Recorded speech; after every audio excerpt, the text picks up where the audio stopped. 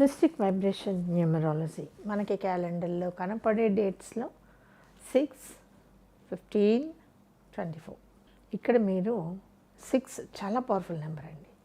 6 కనుక మన date of బర్త్లో ఉండాల్సిన పద్ధతిలో ఉంటే అద్భుత, నేను ఒప్పుకుంటాను, మీరు కూడా ఒప్పుకొని తీరాలి. 6 is very very powerful number. Because ప్రపంచంలో ఎక్కడ ఏ మూల నుంచి ఇంకొక మూలకి అనుసంధానం అయ్యేది 6. సో ఎక్కడ చూసినా మీకు 6 కనపడుతుంది. అందరి మీద 6 ఉంటుంది. ప్రతి వ్యక్తి పుట్టిన తర్వాత వివాహం చేసుకుంటాడు 6 వల్లే.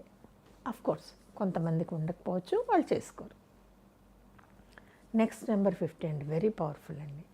ఇక్కడ ఒక్క దెబ్బకి నాట్ 2 పెట్టెలండి, 3 పెట్టెలు. 15 అనే నెంబర్లో ఒక షాట్కి మీకు 3 బర్డ్స్ అనమాట. 1, 5, 6 156 అండి. అదొక విచిత్రమైన నెంబరు. ఇచ్చిందంటే అన్నీ కూడా బాగా ఇచ్చేస్తుంది. 24కి అంత లేదండి.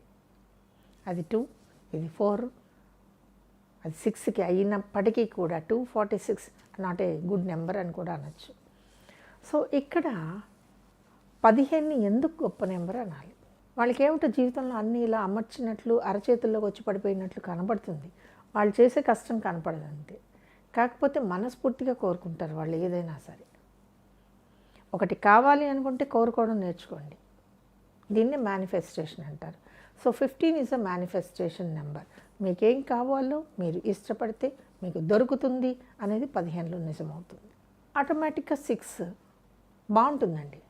ఓ మంచి ఫ్యామిలీ దొరుకుతుంది 6కి. అందం, చదువు, క్వాలిఫికేషన్స్, మంచి పొజిషను, ఇష్టమైన వాళ్ళని పెళ్లి చేసుకోవటం, లైఫ్ ఎలా గడపాలో గడిపేయటం, ఇవన్నీ 6 బుట్టలో ఉన్నటువంటి లక్షణాలు. ఈ లక్షణాలను ఒకసారిగా మేము గాల్లోకి విసిరేస్తే మీకు అందులో ఏ లక్షణం మీ చేతిలో పడిందో అదే మీ 6. 15 అదృష్టం ఉంటే 15లో పుట్టాలండి. అదృష్టం లేకుండా 15లో పుట్టి వేస్ట్. అదృష్టం తోడైతే 15 అద్భుతం అన్నమాట. చాలా బాగుంటుంది. 15లో పుట్టిన పిల్లలు ఇంట్లో ఉంటే మనకి అన్నీ కలిసి వస్తూనే ఉంటాయి. ఇక్కడ ఈ లైన్ తప్పేమోనండి. ఒక 15లో మనకి ఇంట్లో శిశువు జన్మించడం జరిగితే మనకి ఏదో కలిసి వస్తుంది అనుకోవటం మనది తప్పు. కానీ ఆ టైంకి మన అదృష్టం అది కూడా ఎక్కువ అవుతూ ఉంటుంది. కలిసి రావటం మనది ఎక్కువ అవటం వల్ల ఈ 15 పుట్టగానే ఇటువంటి ఇన్సిడెంట్స్ జరిగి 15 ఆకాశంలోకి ఎత్తేస్తాం. ఇది కూడా 15లో లక్షణమే. పెద్ద ఆర్భాటం ఏం చేయరు, చాలా క్యాజువల్గా కనపడతారు. కానీ సూపర్ హిట్స్, సూపర్ సక్సెస్ వచ్చేస్తూ ఉంటాయి. 15 లక్షణం అది. 24లో పుట్టిన వాళ్ళు కొంత జాగ్రత్త పడాలండి. అన్నీ బాగున్నట్టుగా అనిపించినా ఆ వెనకాల మైనస్ పాయింట్స్ అలాగే ఉంటాయి 24లో. మీరు డాక్టర్ అవ్వాలి అనుకుంటారు. విశేషం ఏంటంటే మీ పేరెంట్సే మీకు సపోర్ట్ చేయరు.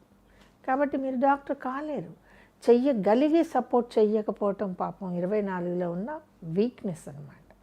పేరెంట్స్ చెయ్యగలిగి సపోర్ట్ ఇవ్వకపోవటం అనేది 24కున్న ఒక మైనస్ పాయింట్. చాలా 24లు చూశాను.